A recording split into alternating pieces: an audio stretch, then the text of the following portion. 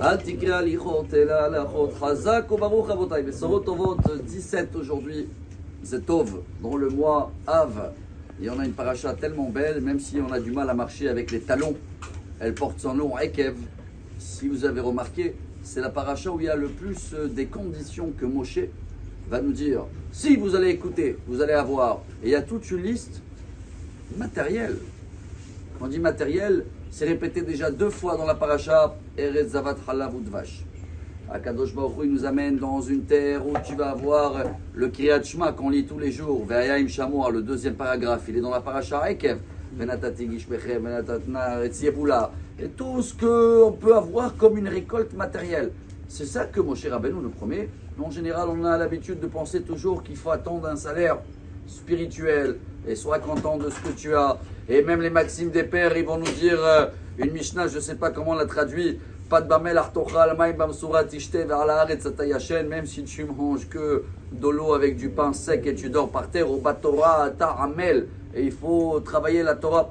Comment on peut comprendre cette différence entre Moshe qui va promettre dans cette paracha beaucoup de salaire matériel et d'un autre côté qu'on nous demande plus d'avoir un but dans la vie, d'être dans le côté spirituel? La réponse, chers amis, je la trouve très très belle et c'est une base dans la Torah. Parce que dans la Torah, c'est pas marqué nulle part le Olam Haba. Il y en a beaucoup qui vivent que pour le monde futur, mais malheureusement, ils ont mal compris la Torah et ils croient qu'il faut avoir un enfer sur terre pour avoir le paradis après 120 ans. Pas du tout. Il faut avoir le paradis sur terre. Pour ça que la Torah, elle te parle que de la récolte que tu peux avoir ici.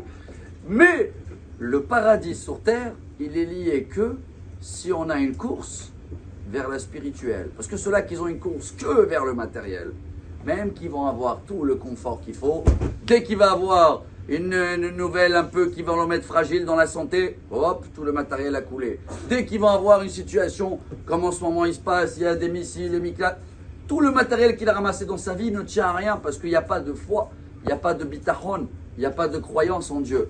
Donc nous, Moshe nous demande l'inverse. Il faut travailler la Emouna. Et sur le chemin de la Emouna, tu vas avoir tout ce qu'il faut pour vivre heureux. C'est pour ça, chers amis, qu'on va terminer la paracha, on va lire la Haftara. C'est le prophète Ishaïa, je crois, Isaïe, on dit en français, chapitre 50. Et là-bas, il dit une phrase très très belle. Ki niham Adonai Tzion, niham kol chorvotea, veyasem midbara ke'eden, ve'arvata ke'gan Hashem.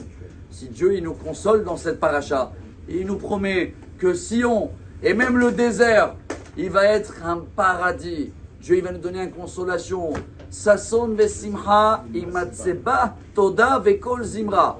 Donc, ce mélange avec le spirituel et matériel, il est dans la paracha de cette semaine. La paracha de cette semaine, même s'il y a beaucoup de répétitions, elle a été dit à qui? À la génération qui vont rentrer en Israël.